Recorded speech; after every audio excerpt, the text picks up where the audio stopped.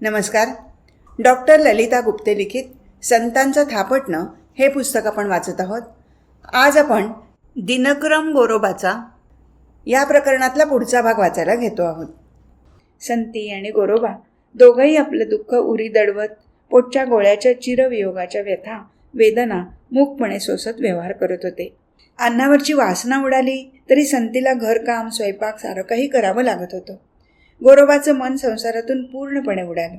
अलिप्तता वैराग्यशीलता जास्तच वाढली. दोघं जणू कोंडीत सापडली होती.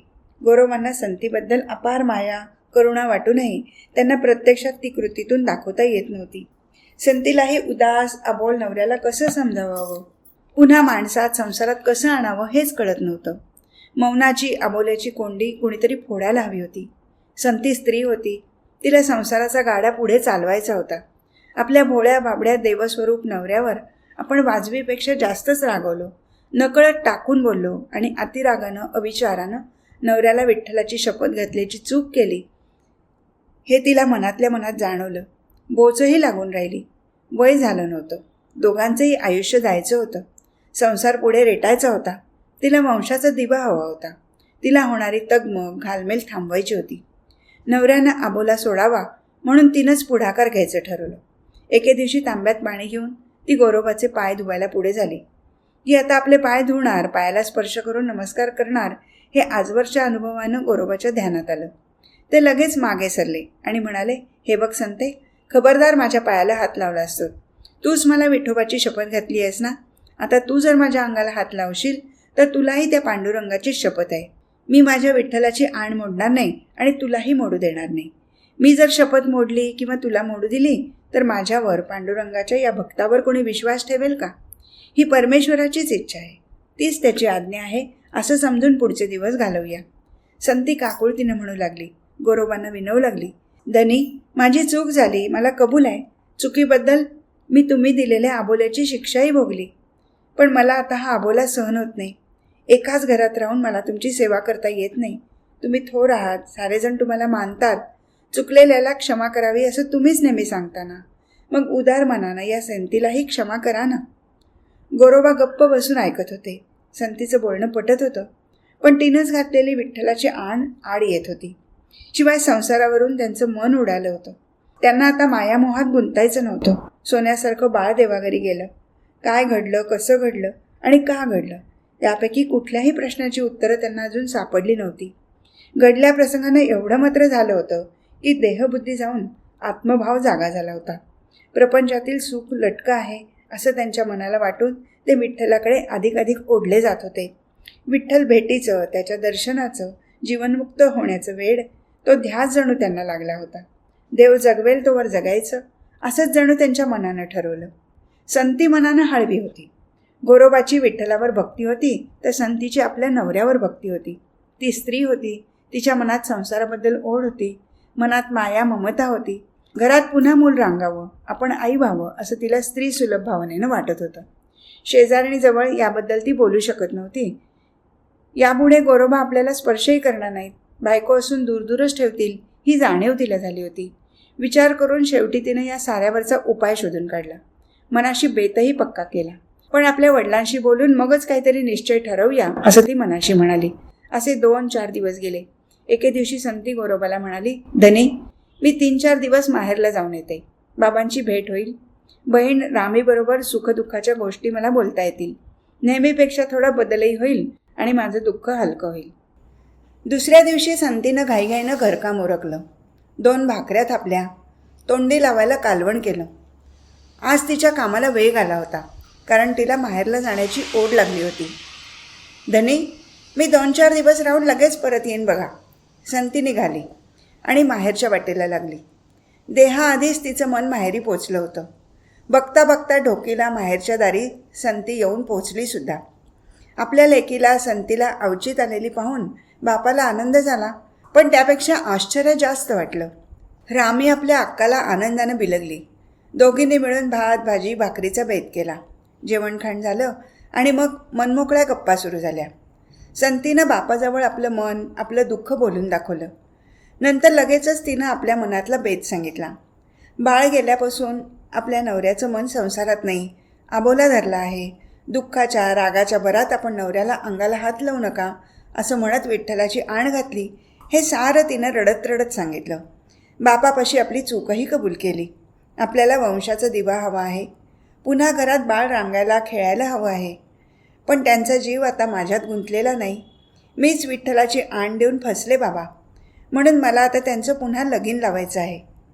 हे सारं संती भडाभडा बोलली. संतीचे वडील ऐकतच राहिले.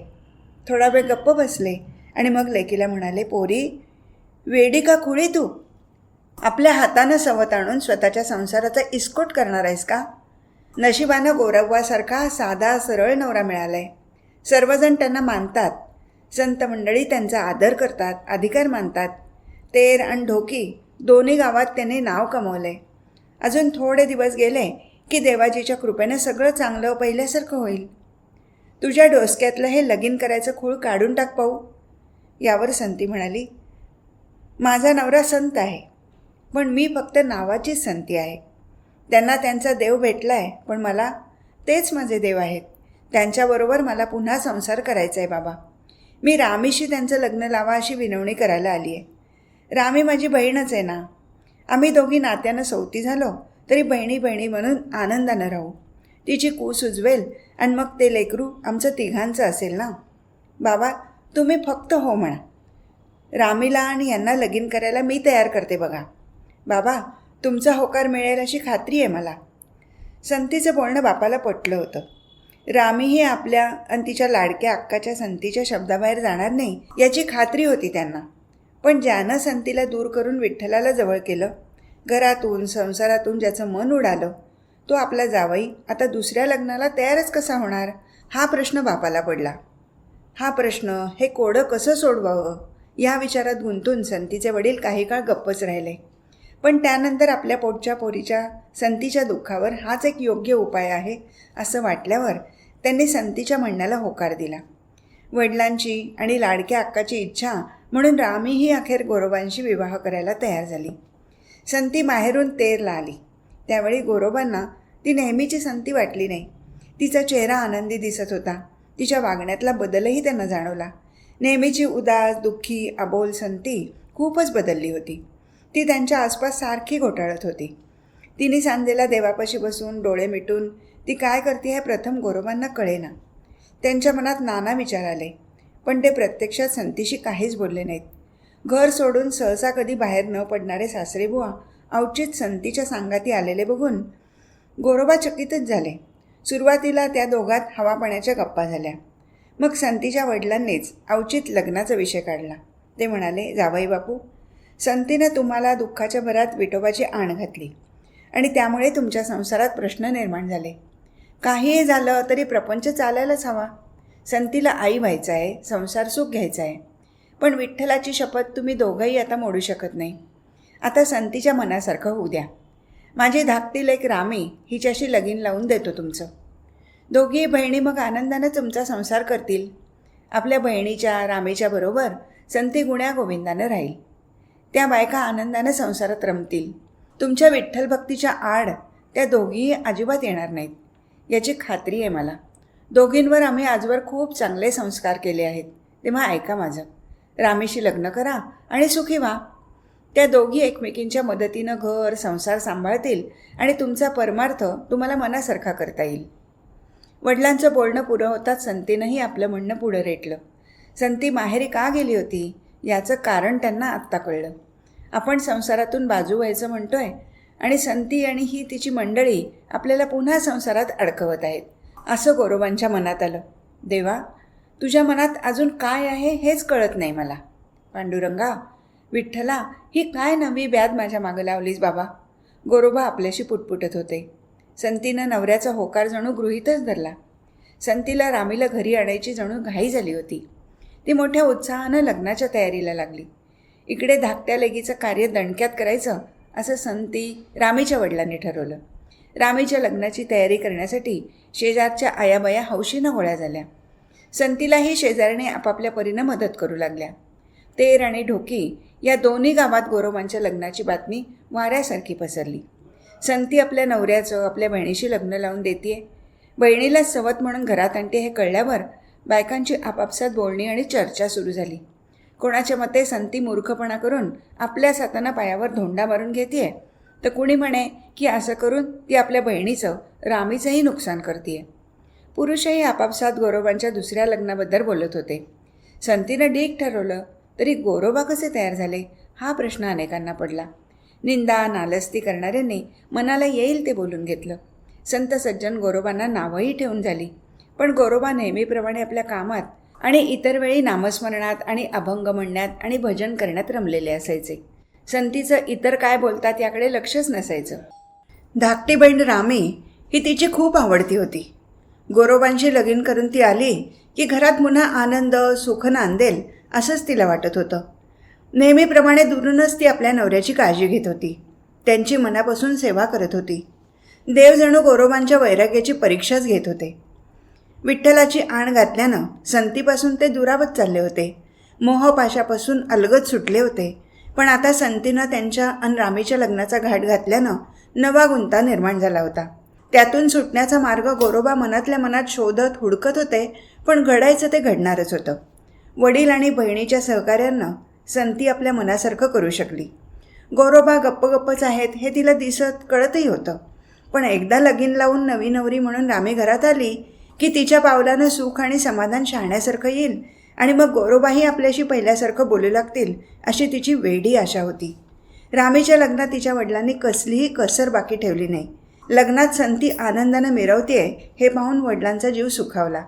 रामी अक्काच्या म्हणण्याप्रमाणे वागत बोलत होती, नटत सजत होती. संतीला बरं वाटावं आणि तिच्या वडिलांचा मान ठेवावा या विचारानं गोरोबा समंजसपणे वागत होते. खरं तर मनातून ते आपल्या लाडक्या विठ्ठलाशी संवाद साधत होते. ही त्याचीच इच्छा म्हणून सारं निमूटपणे स्वीकारत होते. लगीन लागलं. आप्तेष्ट शेजारी पाजारी आणि तेर डोकीचे ओळखीचे गावकरी सारे आनंदानं या विवाह समारंभात सामील झाले. आशीर्वाद देऊन तोंड भरून कौतुक करून ते आपल्या घरी परतले आणि आपापल्या रोजच्या कामाला लागले.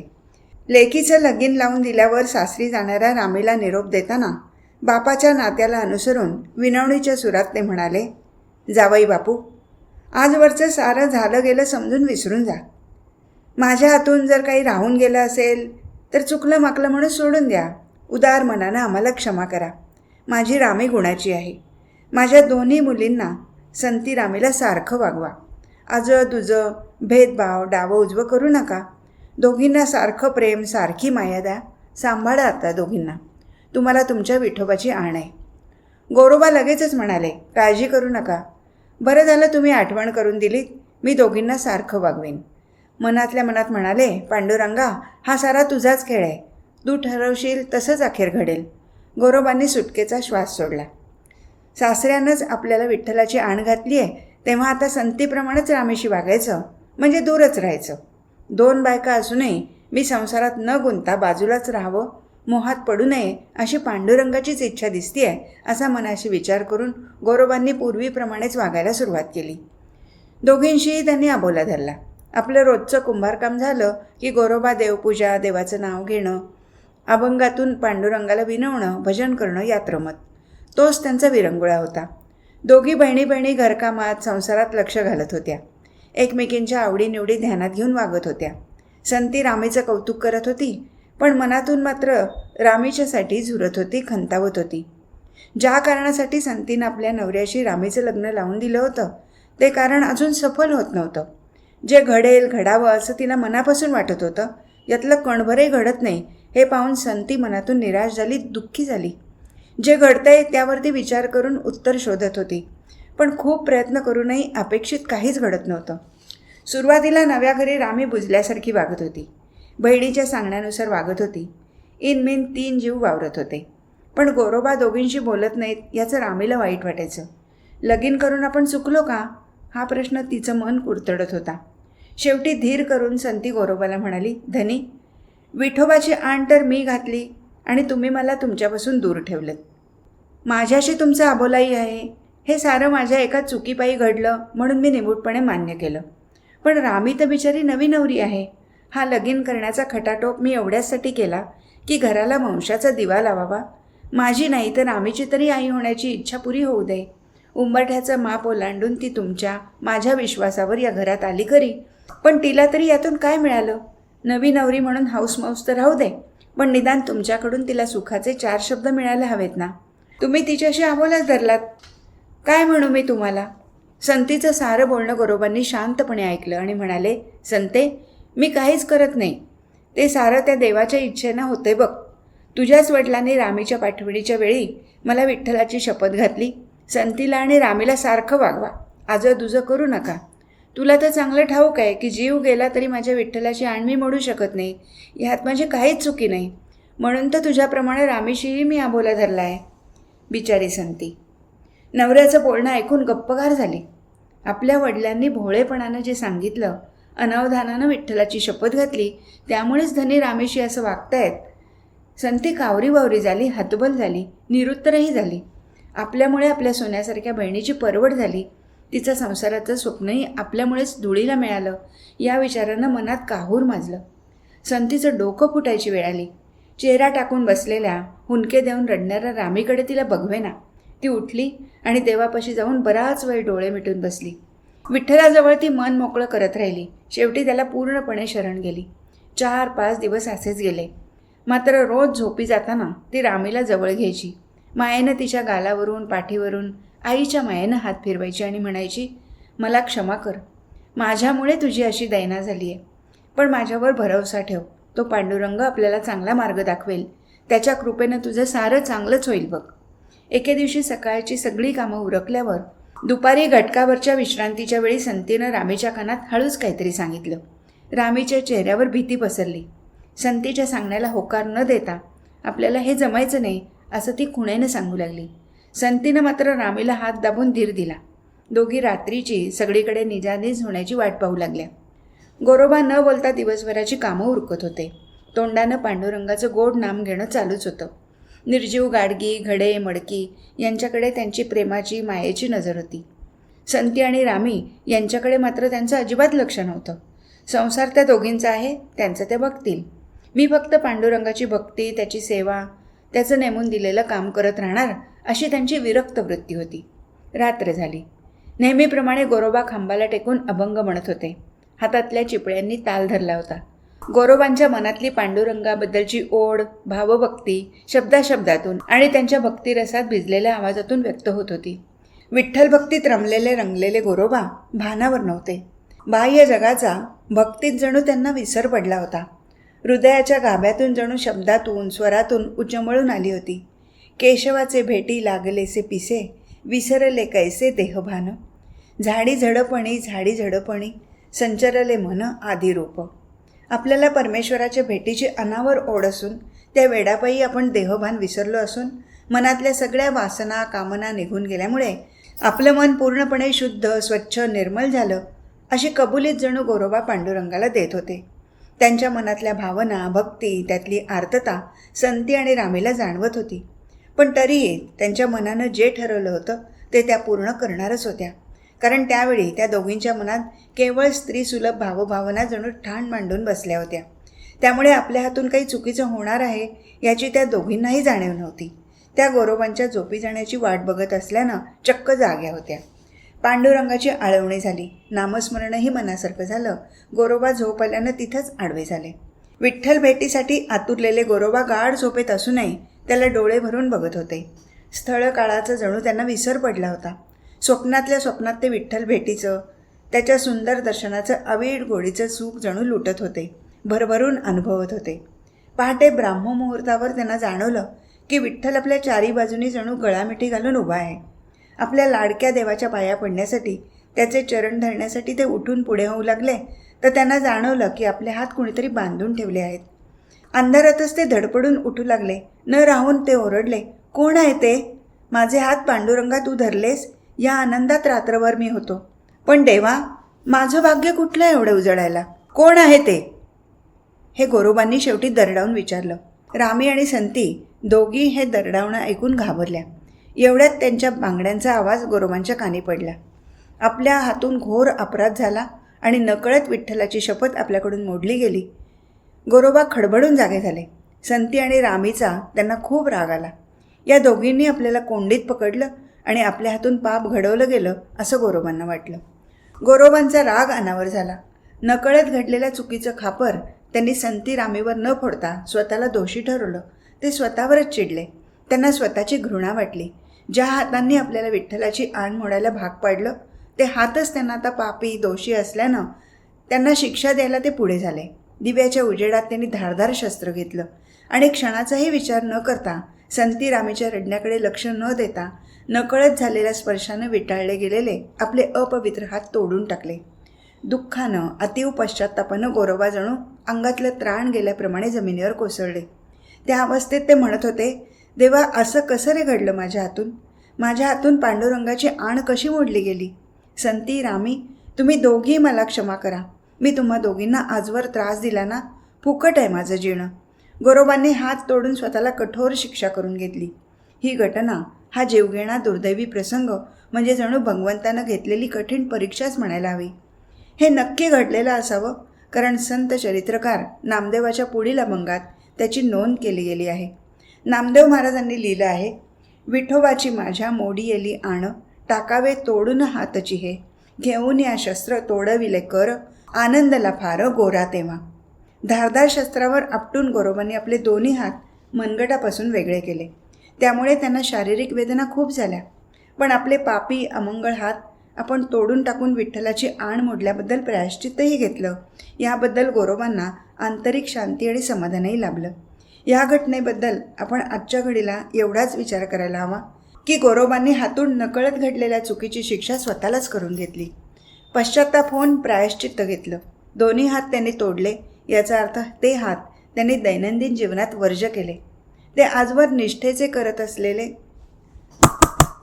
निष्ठेचं करत असलेलं कुंभारकाम म्हणजे आपला व्यवसाय त्यांनी बंद केला. त्या अमंगल हाताचा वापर ते देवपूजा, एकतारी, टाळ किंवा चिपळ्या वाजवण्यासाठी करेनासे झाले. प्रपंचातून ते अधिकाधिक अलिप्त आणि विरक्त झाले. घडलेल्या घटनेमुळे संती आणि रामीही अस्वस्थ झाल्या. मनातल्या मनात त्या स्वतःलाच भूल लावू लागल्या. जसजशी संती शांतपणे विचार करू लागली तसतशी ती बदलत गेली. तिच्या आचरणात फरक दिसू लागला. तिनं आपलं स्वप्न, आपला हट्ट सारं सोडून दिलं. आता ती शांत, समंजस, शहाणी होते याची गोरोबांना नकळत जाणीव झाली. संतीला आता वंशाचा दिवा, रांगणारं बाळ, हसता नांदता संसार यापैकी काहीच नको होतं. आपल्या संत सज्जन नवऱ्याला आवडेल अशी ती वागू लागली. आपल्या सात्विक वृत्तीच्या नवऱ्याला तिनं जाणलं. आपल्या दुःखाला आपणच कारणीभूत आहोत याची तिला खात्री पटली. आपण नवऱ्याचं उगाचच लगीन लावून दिलं आणि आपल्या विरक्त झालेल्या नवऱ्याला स्वार्थासाठी, स्वसुखासाठी प्रपंचात ओढलं. आपण नवऱ्याला त्रास दिला, दुःख दिलं, यातना दिला, त्याला कळत नकळत नाराज केलं. हे सारं संतीला तीव्रतेनं वाटू लागलं, जाणवू लागलं. ती आपल्यातले दोष हुडकून निग्रहानं काढून टाकू लागली. रामीलाही तिनं समजावलं. संती आणि रामी आता गोरोबांच्या मनाला जपू लागल्या. दुरून का होईना त्या त्यांची जमेल ती सेवा करू लागल्या.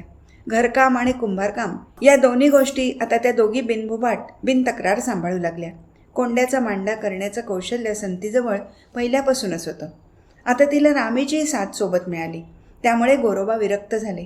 काहीही करेनासे झाले तरीही गोरोबांच्या घरातच कसलंही उणं नव्हतं. संसाराचा गाडा कसल्याही खडखडाटाशिवाय शांतपणानं चालू होता. संती आणि रामीच्या समंजसपणामुळे गोरोबाही मनातल्या मनात सुखावले. त्यांनी आता मोजकं का होईना बोलायला सुरुवात केली. संती आणि रामीची ते प्रेमानं विचारपूस करू लागले. त्या दोघींच्या निरपेक्ष शुद्ध प्रेमाची जाणीव झाल्यानं मायाळू दृष्टीनं पाहू लागले. त्यांच्या कष्टाची जाणीव नव्यानं झाल्यानं गोरोबा प्रेमळ शब्दात सांगू लागले, दोघी दमला असाल, घडीभर विश्रांती घ्या, फार दमू नका, वेळेवर 4 घास खाऊन घ्या आणि मग लागा पुन्हा कामाला. गोरोबा दोघींचाही जीव जाणत होते. त्या दोघींची समंजस सोबत त्यांना हवी वाटत होती. घरात राहणारे ते तिघेही जीव दुसऱ्याच्या सुखाचा विचार करत होते. अहंभाव सोडून निर्मळ मनानं एकमेकांशी समंजसपणे वागत होते. संती, रामी, गोरोबांचा प्रपंच आता सर्वार्थानं देवाचा झाला होता. त्यांचं घर, घरातली शांती, प्रसन्नता पाहून शेजाऱ्या पाजाऱ्यांना खूपच कौतुक वाटत होतं. आपली संती आणि रामी दोघे शुद्ध, पवित्र, निरपेक्ष भावानं वागतायत, विठोबाची भक्ती करतायत हे पाहून गोरोबांना धन्य धन्य वाटलं. आज इथेच थांबू. हरिओम तत्सत.